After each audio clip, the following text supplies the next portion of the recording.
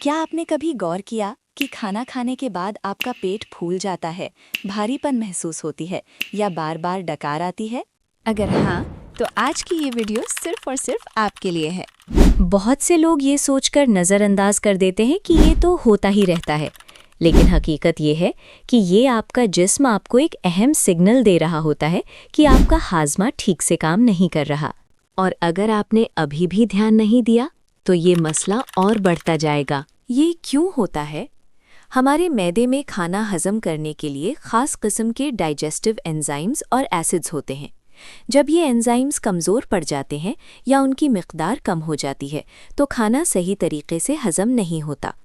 इसकी सबसे बड़ी वजहात ये है कि आजकल हम बहुत ज़्यादा फास्ट फूड, मिर्च मसाला और तेल वाला खाना खाते हैं जो मैदे पर बहुत ज़्यादा बोझ डालता है।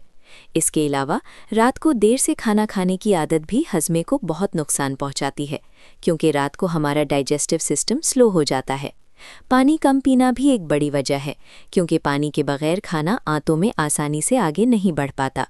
जल्दी जल्दी खाना और खाने को अच्छी तरह ना चबाना भी मैदे के लिए मुश्किल पैदा करता है।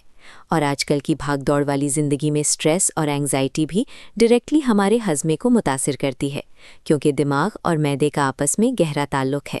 ये कब होता है?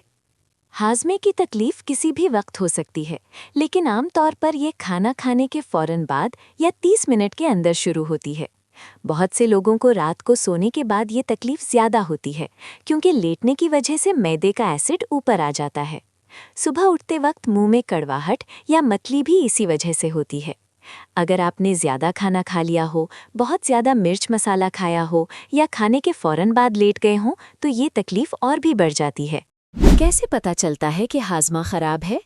आपका हाजमा ख़राब है अगर आपको खाने के बाद पेट में भारीपन और फूलापन महसूस हो। बार बार गैस बनना और डकारे आना भी एक वाज़े अलामत है। पेट में दर्द या मरोड़, सीने में जलन और तेज़ाबियत, कब्ज़ या दस्त का मसला, खाने के बाद मतली महसूस होना, मुंह में बार बार करवाहट आना और भूख कम लगना या बिल्कुल न लगना, ये सब अलामतें बताती हैं कि आपका हाजमा मदद मांग रहा है। और एक बात जो बहुत कम लोग जानते हैं वो ये है कि अगर आपके चेहरे पर बार बार पिंपल्स निकलते हैं, जिल्द बेरौनक लगती है या आप हमेशा थकावट महसूस करते हैं तो इसकी जड़ भी अक्सर ख़राब हाजमा ही होती है। अगर इलाज ना किया जाए तो क्या होता है? बहुत से लोग हजमे की तकलीफ को मामूली समझकर नज़रअंदाज करते रहते हैं और सिर्फ एंटासिड खाकर वक्ती सुकून लेते हैं, लेकिन ये मसला वक्त के साथ बढ़ता जाता है।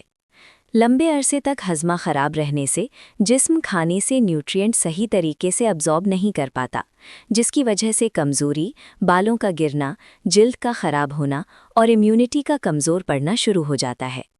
और अगर ये मसला बिल्कुल नज़रअंदाज कर दिया जाए तो आगे चलकर ये गैस्ट्राइटिस, अल्सर और इरिटेबल बाउल सिंड्रोम जैसे सीरियस मसाइल भी बन सकता है। तो फिर हल क्या है? यहीं पर करशी जवारिश जलीनूस काम आता है।